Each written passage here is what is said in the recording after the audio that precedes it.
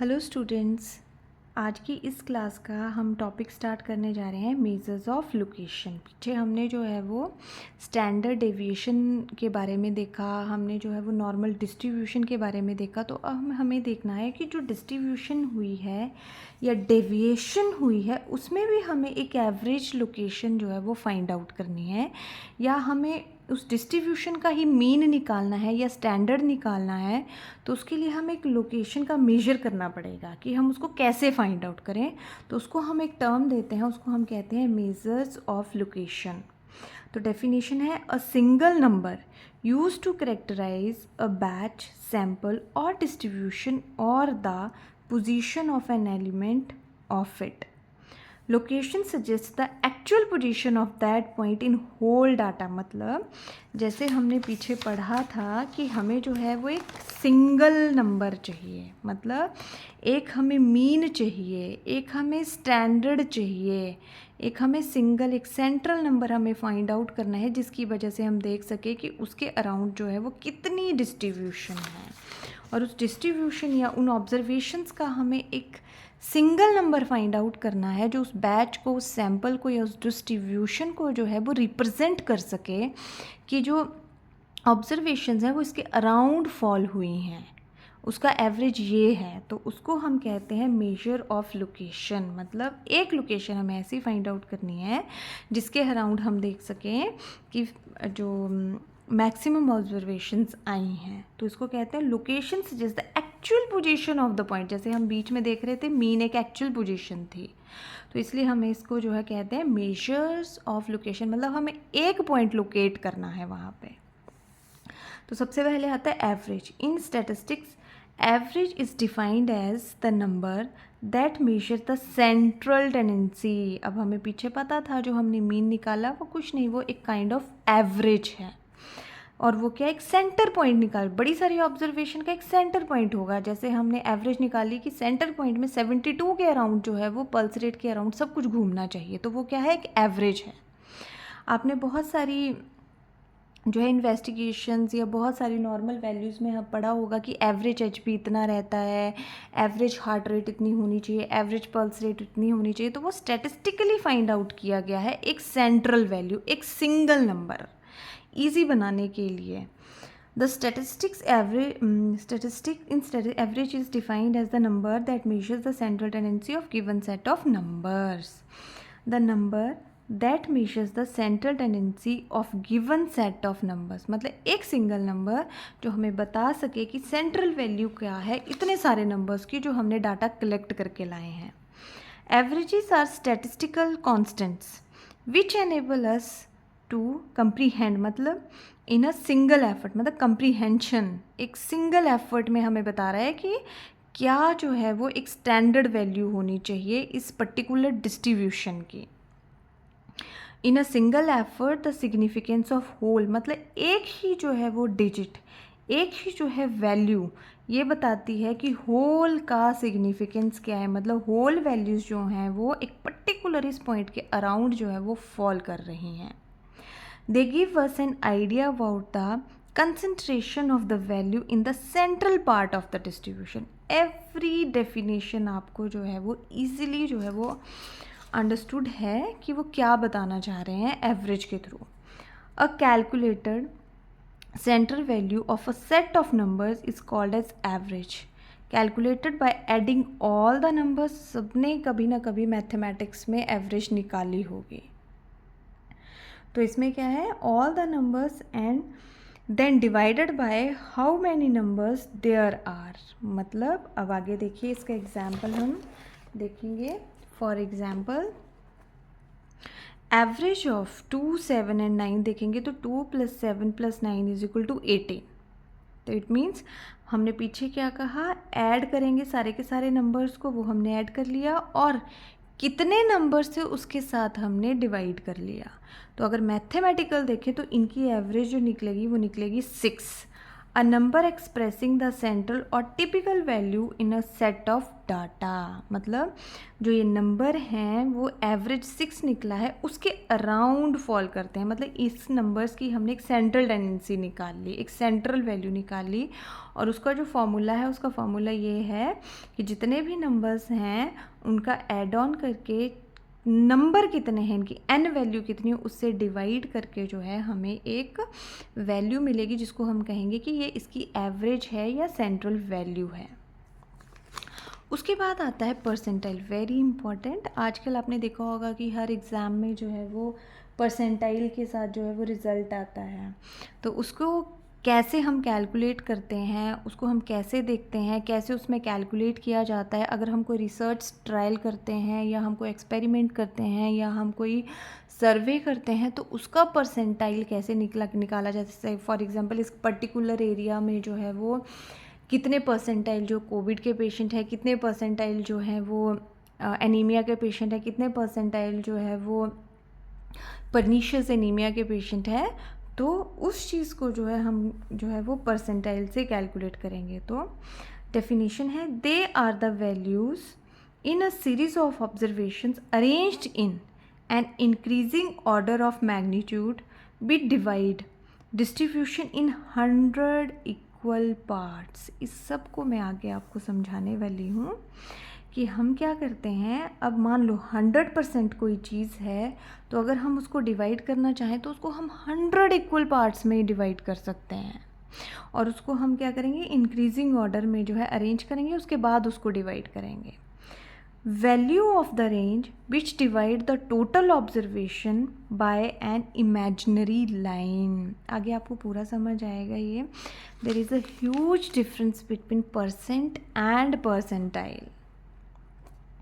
A percentile indicates the percentage of data point in a data set. पीछे हमने पढ़ा है कि what is data set, what is data item.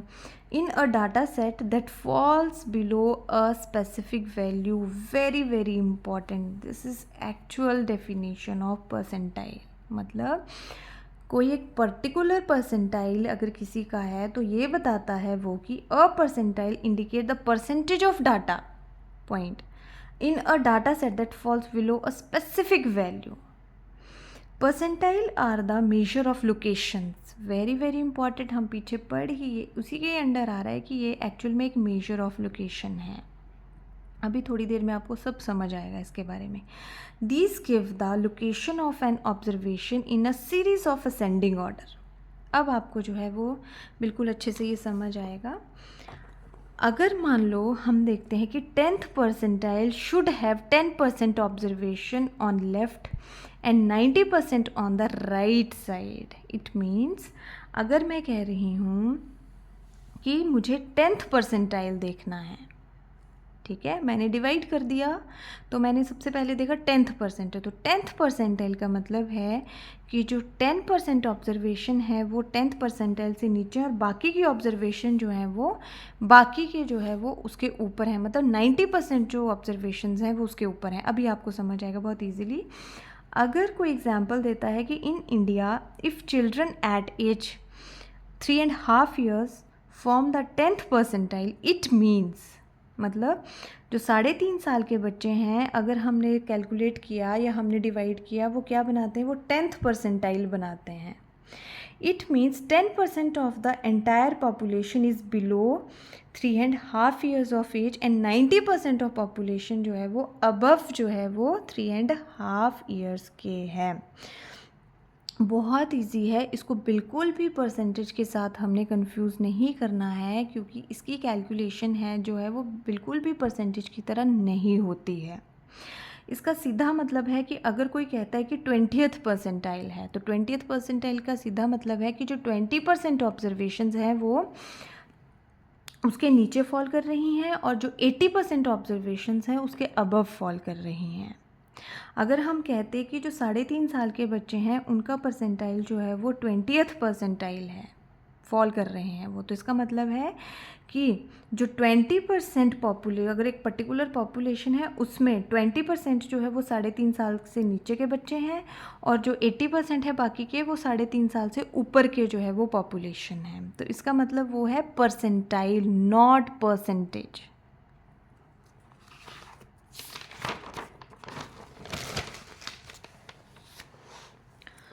अब आपको क्वार्टाइल से ये बिल्कुल अच्छे से समझ आएगा। Quartiles, the values which divide the given data into 4 quartile, मतलब क्वाड्रेंट, क्वार्टाइल मतलब 4 पार्ट्स। जैसे हम कहते हैं क्वार्टर, हाफ हुआ, क्वार्टर मतलब 4th पार्ट।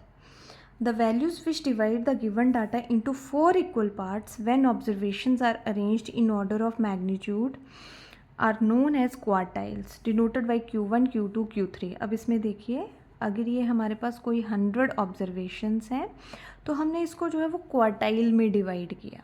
तो क्वार्टाइल का मतलब है जैसे 4 भाग में डिवाइड करने के लिए हमें 3 क्वार्टाइल चाहिए होंगे, Q1, Q2, Q3। अगर हम 100% को 4 भाग में डिवाइड करना है तो 25% यहाँ आएंगे, 25% यहाँ आएंगे, 25 यहाँ आएंगे, 25 यहाँ आएंगे। लेकिन जैसे हम पीछे क्यूमुलेटिव फ्रिक्वेंसी पढ़ी थी, हमने कैसे पढ़ी थी कि ऐड होता जाता है। पहले 10 केस थे, 10 में 10 और ऐड हुए, 20 बन गए, फिर 20 में 10 और ऐड हुए, फिर 30 बन गए। बिल्कुल वैसे ही अगर मैं कहूँ कि Q1 क्वार्टाइल है तो मतलब 25% ऑब्जर्वेशन जो है वो यहाँ है। अगर मैं कहूँ Q2 है तो मतलब 50% ऑब्जर्वेशन जो है वो Q2 के पीछे हैं। अगर मैं कहूँ Q3 है तो जो 75% है वो इसके पीछे हैं, मतलब 75% यहाँ होता है और बाकी का 25% यहाँ है। फर्स्ट क्वार्टाइल और lower quartile will have 25% observations of Heights falling on its left and 75% on its right, मतलब 25% ऑब्जर्वेशंस यहाँ हैं और 75 यहाँ हैं। ठीक है, तो इसको अगर कैलकुलेशन करना हो तो हम करते Q1 is equal to N/4, और कौन सी nth ऑब्जर्वेशन होगी, N+1/4th ऑब्जर्वेशन होगी फर्स्ट क्वार्टाइल में। जैसे हम परसेंटाइल के लिए हमें n ऑब्जर्वेशन चाहिए रहती है। क्वार्टाइल्स या क्वांटाइल्स या डेसाइल जो होते हैं, that is the measure of division, ये हम डिवाइड कर रहे हैं उसको। लेकिन जो हम ऑब्जर्वेशन निकालेंगे ये उससे हमें परसेंटाइल का पता चलेगा बाद में, इसीलिए क्वार्टाइल इसमें पढ़ाया जाता है। नेक्स्ट आता है Q2, मीडियन और second quartile will have 50% observation on either side. 50% यहाँ है, 50% यहाँ है, और इसको कैलकुलेशन हम कैसे करते हैं, N/2 और N+1/2 तो ऑब्जर्वेशन इसमें रहती है। Q3 में क्या रहता है, थर्ड क्वार्टाइल और अपर quartile will have 75% observations on its left and 25 observation on it's right. और इसकी अगर कैलकुलेशन देखें तो 3N/4 रहती है और 3N+1/4th ऑब्जर्वेशन इसमें रहती है। ठीक है, इसको अब हमने ये तो क्वार्टाइल में डिवाइड किया था। अगर हम इसको क्वांटाइल में डिवाइड करते हैं, मतलब हम 5 भागों में डिवाइड करते हैं, तो क्वांटाइल्स आर 4 इन नंबर। जैसे Q1, Q2, Q3 था, तो अगर हमें किसी चीज़ को 5 भागों में डिवाइड करना है तो हमें क्या करना पड़ेगा, Q1, Q2, Q3, Q4, फिर उसके बाद वो 5 भागों में डिवाइड होगी। आगे हम इसके बारे में देखेंगे। The 20th percentile of first quantile will have 20% observation falling on its left and 80% to its right. Next आता है deciles. They are 9 in number and divide the distribution into 10 equal, जैसे डेक का मतलब होता है 10 equal parts. The first decile या 10th observation will divide the distribution into 10% left and 90% to its right side. 9th decile divide the distribution into 90% to the left and 10% to the right. अब आगे हम देखेंगे कि बहुत easy है ये। The median of the variable can be called as second quartile और 5th decile और 50th decile। अब आगे देखिए, बहुत ईजी। मैंने ऊपर कहा क्वांटाइल कितने हैं हमारे पास, सिर्फ 4 हैं, लेकिन वो डिवीजन कितने दे रहे हैं, देखो first, second, third, fourth and 5th part. Fifth part में, 5 पार्ट्स में इन्होंने इसको डिवाइड कर दिया, 1 2 3 4 5, तो मतलब क्वांटाइल। अब इसको हमें 10 में डिवाइड करना है, तो हमें कैसे कर, इसमें अगर हम 20 40 60 80 100 करेंगे तो ये डिवाइड होगा। अगर इसमें हम देखें 10 20 30 40 तो ये 10 में डिवाइड होगा, first second third fourth fifth. अगर इसमें देखेंगे 9 होंगे, 1 2 3 4, क्योंकि इसको हम नहीं काउंट करेंगे, ये कोई हमें डिवीजन के लिए चाहिए ही नहीं था। हमने जब Q9 पे आ गए ऑलरेडी खुद ब खुद यहाँ पे एक लास्ट डिवीजन हो गया। तो Q1 Q2 Q3 Q4 Q5 Q6 Q7 Q8 Q9, और इसमें इसको 10 पार्ट्स में डिवाइड कर दिया, तो ये क्या है, डिसाइल है। अब आपको ये पूरी तरह समझ आएगा। देखिए क्यों परसेंटाइल और परसेंटेज डिफरेंट हैं। Suppose your exam score is better than 90% of the rest of the class, that means your exam score is at 90th percentile, very very important। अगर मैं कहती हूँ कि किसी का परसेंटाइल जो है वो 90th परसेंटाइल है या 90 परसेंटाइल है उसका, तो इसका मतलब ये नहीं है कि उसने 90% मार्क्स लिए हैं, नो नॉट एट ऑल। इसका मतलब ये है कि 90% ऑफ द स्टूडेंट्स जो हैं वो उस पर्टिकुलर स्टूडेंट से जो है वो नीचे फॉल कर रहे हैं, मतलब उनके मार्क्स जो हैं वो उससे कम हैं। अब आपको समझ आएगा कि suppose your exam score is better than 90% of the rest of the class, जो है बेटर है, तो इसका मतलब ये नहीं है कि आपने 90% मार्क्स लिए हैं। हो सकता है कि आपके मार्क्स 100 में से 72 हों, लेकिन you are the topper of the class, तो इसका मतलब आपने वो 100 परसेंटाइल लिया है। अब बाकी के सारे बच्चे जो हैं वो उस पर्टिकुलर टॉपर बच्चे के नीचे हैं, ठीक है। तो अगर किसी का परसेंटाइल आता है 36 परसेंटाइल, अगर किसी का आता है 72 परसेंटाइल है, किसी का 95 परसेंटाइल है, किसी का 100 परसेंटाइल है, किसी का 98 परसेंटाइल है, तो उसका मतलब ये बिल्कुल नहीं है कि उस बच्चे ने मार्क्स जो 95% लिए हैं, 72% लिए। नो, इट मीन्स कि उस जो पर्टिकुलर बच्चा है जिसके 72 परसेंटाइल है, उससे जो है वो नीचे जो फॉल कर रहे हैं, वो 72% जो बच्चे हैं वो उसके नीचे हैं। अगर किसी का 95% परसेंटाइल है, तो इसका मतलब ये है कि जो बाकी के बच्चे हैं, 95% बच्चे हैं, वो उससे नीचे फॉल कर रहे हैं। उसका मतलब ये बिल्कुल नहीं कि उसके मार्क्स जो हैं वो 100 में से 95% हैं, नो।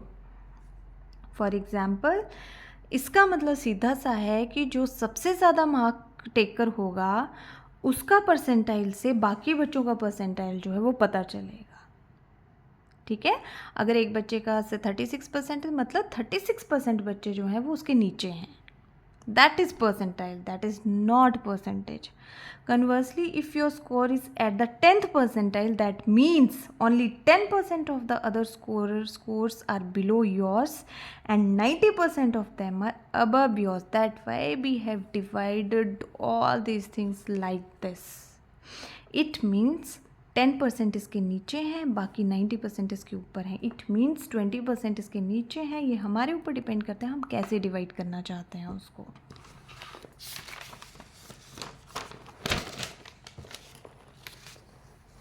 देखिए, a nice property of percentile is they have a universal interpretation.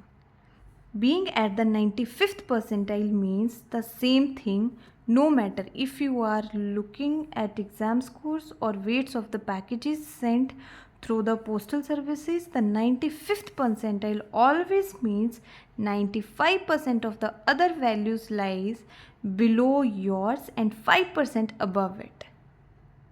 This means the percentile. A percentile is not a percent. A percentile is a value in the data set that marks a certain percentage of the way through the data, ठीक है। Suppose your score, again एक और example है, suppose your score on the final exam was reported to be the 80th percentile. This doesn't mean you scored 80% of the questions correctly. It means that 80% of the student scores were lower than yours and 20% of the student scores were higher than yours. It means percentile. Now, what is the application and use of percentile? It is a good measure of location, very very good measure of the location actually. अब हमें एक location मिल जाती है particular, उसके according हमने जो है बाकियों का सेट करना रहता है। It divides the frequency distribution into 2 parts. ठीक है, बिल्कुल इजीली है। अगर 10th परसेंटाइल है तो इट मीन्स 10% नीचे है, 90% ऊपर है, तो उसने इजीली 2 पार्ट्स में डिवाइड कर दिया उसको। अगर किसी का 50th परसेंटाइल है तो मतलब 50% बिलो है, 50% अबव है, तो मतलब इक्वल 2 पार्ट्स में इजीली डिवाइड कर दिया उसने। लोकेशन ऑफ क्वार्टाइल हमें इससे पता चलता है Q2, Q1, Q2, Q3। It means अगर किसी का हमें परसेंटाइल जानना है तो हमें उसके लिए खुद डिसाइड करना पड़ेगा कि हमें उसको कितनी डिविजन्स देनी है। तो मतलब लोकेशन ऑफ क्वार्टाइल भी हमें इससे पता चलेगा। Comparison of 2 percentile in 2 different sample बहुत इजी है। अगर हमें हम डिफरेंट सैम्पल ले रहे हैं, पीछे मैंने बहुत बार आपको एग्जांपल दिया कि एक को हम प्लेसिबो दे रहे हैं जब हम सैंपल पढ़ रहे थे, दूसरे को हम जो है वो ड्रग दे रहे थे, तो हम देखेंगे कि एक का परसेंटाइल इतना है, दूसरे का इतना है, तो बहुत इजीली हम बता देंगे कि एक ड्रग का परसेंटाइल हमारे पास 70th परसेंटाइल आया है और जो प्लेसिबो है उसका हमारे पास 10th परसेंटाइल आया है। तो मतलब जो ड्रग है उसमें 70% ऑब्जर्वेशन उसके नीचे हैं और बाकी जो है वो उसके ऊपर हैं। पर प्लेसिबो में 10% ऑब्जर्वेशंस उससे नीचे हैं और 90% उसके अबव हैं। To study growth in any factor, for example height, weight, easily अगर हम कहते हैं कि हाइट का परसेंटाइल इस पर्टिकुलर क्लास में जो है वो 68% है, तो मतलब इसका सीधा सा है कि जो 68% बच्चे हैं वो जो है वो बिलो फॉल कर रहे हैं और जो उसके अबव हैं उनकी एक पर्टिकुलर जो एक हाइट है उससे अबव फॉल कर रहे हैं। It is used as a measure of dispersion, ये भी हम आगे पढ़ेंगे। मेजर ऑफ डिस्पर्शन मतलब कितना डिस्पर्स हुआ है पर्टिकुलर डाटा जो हमने कलेक्ट किया है। अब इसमें लास्ट है, बाकी का हम आगे देखेंगे। Graphic method to locate the percentile. Cumulative, मैंने बार बार कहा कि क्यूमुलेटिव फ्रिक्वेंसी क्यूमुलेटिवली हमें इसमें चलना है क्योंकि पीछे का इसमें ऐड होता जाएगा आगे। क्यूमुलेटिव फ्रिक्वेंसी डायग्राम और ogive diagram is use to locate the percentile. To locate a percentile, one has to draw a perpendicular from the midpoint of the frequency on the ogive। तो इसमें आप देखेंगे हमने cumulative frequency यहाँ देखी है और हम हाइट इन सेंटीमीटर्स देख रहे हैं। तो 162, 164, 166, 168, 170, 172, 174, 176, 178 एंड 180। और हम देख रहे हैं इसमें 20, 25, 50, 75, 100 हमने इसको डिवाइड किया है ऐसे। तो हमें देखना है कि P10th परसेंटाइल, तो हम कैसे n हमारे पास कितना है 200, ठीक है। n हमारे पास जो ऑब्जर्वेशन है वो कितनी 200 है, nth ऑब्जर्वेशन है हमारे पास, तो 200/10 मतलब 20, मतलब 20th ऑब्जर्वेशन। इट मीन्स कि अगर हम P10 हमें मिलता है कि P10 हमें देखना है कि जो है वो P10 है, तो हम देखते हैं P10 हमारा कहाँ आया 20th ऑब्जर्वेशन पे आया। इसमें भी आप देख लीजिए, अगर आपको इसमें से डिवाइड करके देखना हो तो वो 20th ऑब्जर्वेशन पे आएगा, इसमें नॉट इन 10th ऑब्जर्वेशन, वो आएगा 20th। अगर आपको 200 का 10वां भाग देखना है तो वो 20th ही आएगा, 20th ऑब्जर्वेशन जो है वो आएगी यहाँ पे। तो अगर हमने P10 देखेंगे तो वो 20 पे फॉल करेगा, मतलब 20 ऑब्जर्वेशंस जो हैं वो इससे नीचे फॉल कर रही हैं। 20% ऑब्जर्वेशंस जो हैं वो इसके नीचे फॉल कर रही हैं और बाकी जो हैं इसके ऊपर फॉल कर रही हैं। अगर हमें देखना है P20 तो n/20 तो मतलब 200/20 मतलब 10th ऑब्जर्वेशन, तो वो उससे भी नीचे जाएगा 10th ऑब्जर्वेशन, मतलब 10% जो है वो उसके नीचे फॉल कर रही हैं, बाकी उसके ऊपर फॉल कर रही हैं, ठीक है। वैसे ही P5, अगर P5 देखना है, ये कैलकुलेशन है हमारी, तो 200/5 मतलब 40, मतलब 40th ऑब्जर्वेशन, ठीक है, 40th ऑब्जर्वेशन। तो 40th ऑब्जर्वेशन अगर हमें देखनी हो तो वो यहाँ कहीं फॉल करेगी। Percentile are good measure of location. तो हमें चुपचाप जो है हमें परसेंटाइल हमने निकालने की कोशिश करी और उससे हमें मिल गया कि जो है वो 20th observation, 10th observation and 40th, ये लोकेशन मिल गई हमें कि हमें 20th से नीचे देखना है और ऊपर देखना है, 10 से नीचे देखना है और ऊपर देखना है, 40 से नीचे देखना है और ऊपर देखना है। ठीक है, जैसे 162 है तो इट मीन्स जो 162 हाइट है उतने बच्चे 20 परसेंटाइल से 10th परसेंटाइल से जो है वो नीचे हैं, मतलब 20th ऑब्जर्वेशन से वो नीचे हैं। क्योंकि हमने यहाँ 100 नहीं, हमने यहाँ पे 200 लिया है, तो उसका जो 10th परसेंटाइल है वो 20th ऑब्जर्वेशन ही आएगा। इसमें किसी ने भी कंफ्यूज नहीं होना है, क्योंकि हमारे पास जो हमने टोटल फ्रिक्वेंसी रखी है वो हमने 200 रखी है यहाँ पे, और ये हमने क्वार्टाइल में जो है इसको डिवाइड किया है। इसको कोई भी कंफ्यूज नहीं करेगा, ये हमने जो है वो P10 ये ऑब्जर्वेशन निकाली है यहाँ पे, ये हमने परसेंटाइल निकाला है यहाँ पे। आज के लिए स्टूडेंट्स इतना ही। Thank you so much.